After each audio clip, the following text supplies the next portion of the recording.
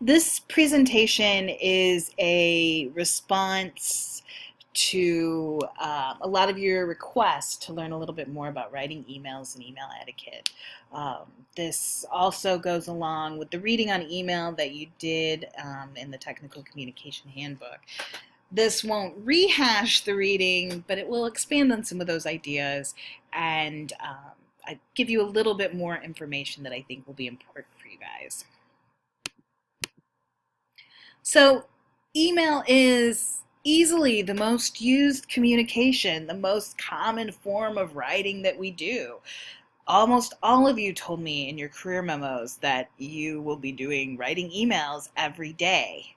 But I often find that emails are really the worst forms of writing that I get. I can't even tell you some of the terrible emails that I've gotten.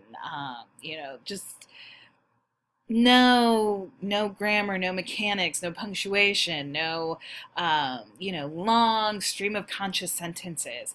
The very worst email I ever got was somebody sent me an attachment, no subject heading, and all it said in the body was an uncapitalized, unpunctuated here. It just it's awful, some of the emails that we get, and I'm sure that you all have gotten your share of terrible emails. So why does it end up being the worst type of writing if we do it so much? Well, email is meant to be an efficient way to communicate, and that usually equals fast for a lot of people. We're not really reading emails. We scan it like we scan everything. Another thing to think about is that they're easy to read and send from anywhere. We can send an email from the pool. We can send an email while we're waiting for the doctor. So I think because of that, it's not always carefully thought out and they're not always carefully proofread in the same way that you would any other technical communication, professional communication document, right? You're always going to proofread and think about those reports, those memos, those brochures. Somehow that escapes an email. So a few things to consider when you are writing your email or about to write your email is thinking again, like everything else, about the rhetorical situation. Think about who your audience is. Why are you writing them? And how they may be reading it. So the email that you send to your friendly colleague is going to be different from your boss, which is going to be different from a business associate that maybe you've never met. You want to think about the purpose of how you're writing them. Are you needing information? Are you looking for action on their part? And think of how they may be reading it. Are they, again, reading it on their phone? Are they reading it at the end of a long day? If you send an email in the middle of the night, when exactly are they going to be reading it? And I also think it's important to remember that this may be the first and only connection you make with people. We do so much work online that their thoughts, their first thoughts, their only thoughts are going to be how you represent yourself through your writing. So I think that's why it's important to really think about a nice, clear email. So now that we think about the writing, the book makes the point that you should be clear, concise, specific, detailed. And I couldn't agree more. And it fits a good common theme, right, of everything that we've been reading. Clear, concise, specific, detailed. You don't want to leave any stone unturned if you can, but you want to do it in an efficient way. So I always think you don't want to make your audience work too hard for information, right? They should be able to kind of know what you want and what they need right away. So when we think about this, kind of going back to that idea of things should be scannable, emails are not meant to be long.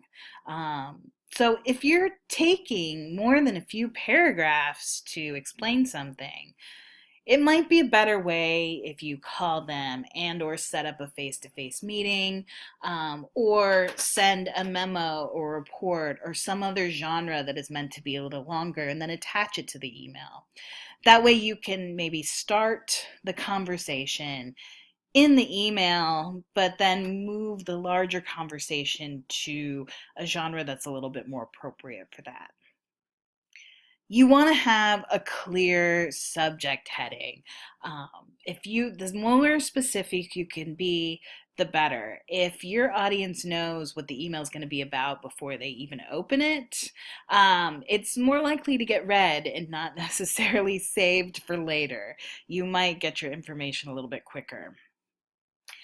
When you are writing the email, be direct, get to the point quickly. Again, we don't want to waste people's times. It's nice to be polite. It's nice to say, I hope you had a great weekend. I hope you're surviving the snow. But it might be better to save those niceties for the end, when you're getting ready to kind of close out the email, and say goodbye. So be nice, but be direct in that beginning. And then, of course, I can't stress enough, proofread your emails, as to kind of reiterate some of the things I've been saying. Um, Again, punctuation makes a huge difference in a sentence. So make sure you've got the right punctuation. People don't want to read long sentences or long paragraphs. And again, this is the only connection they have with you. So you want to make a good impression with the writing.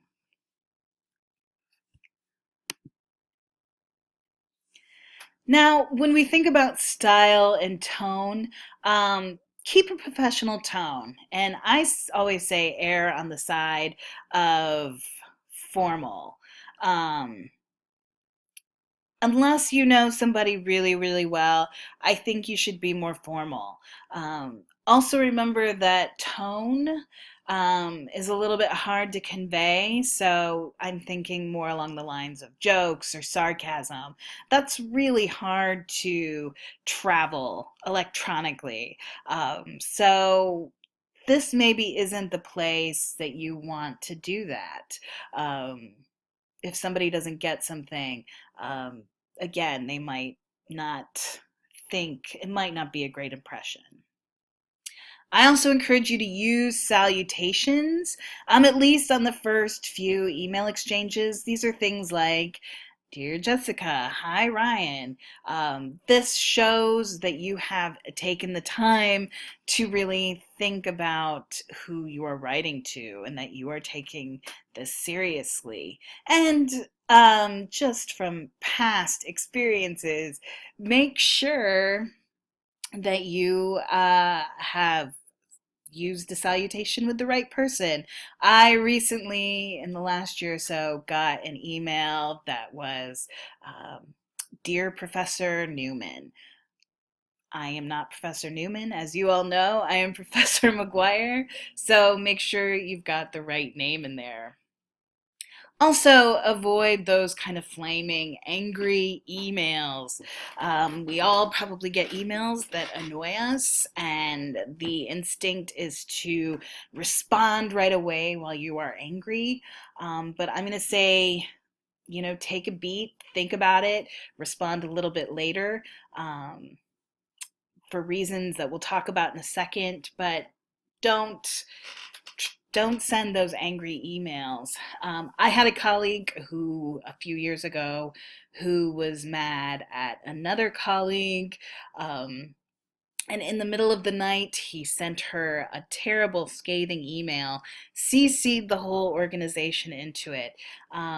It made everybody uncomfortable, and it really made my colleague look very unprofessional. So, make sure that you kind of avoid those scenarios. And a good rule of thumb is don't write anything in an email you wouldn't say to their faces. And this should go without saying, but I'm going to say it anyway. What you write in emails is not private. Companies monitor emails. People can forward your emails to somebody else. There could be somebody blind copied on it.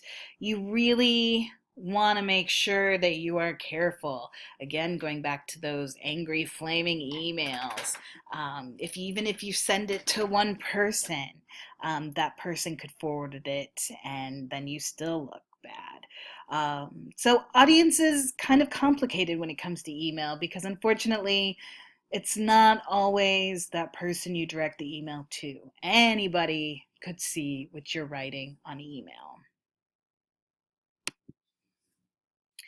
And then finally, when we talk about design and format of emails, short paragraphs, again, people are just scanning. Avoid all caps because, yes, it's considered yelling. It is also very hard to read a lot of text in all caps. If you were thinking about emoticons, pictures, colors, typefaces, I know a lot of people put logos or icons at the end. Those are fine, but ultimately consider the rhetorical situation. Who are you emailing? And consider using a signature at the end. I feel like this sort of mimics that idea of the memo when you leave your contact information at the end, kind of giving them a little bit of additional information about you so they can contact you if they need to.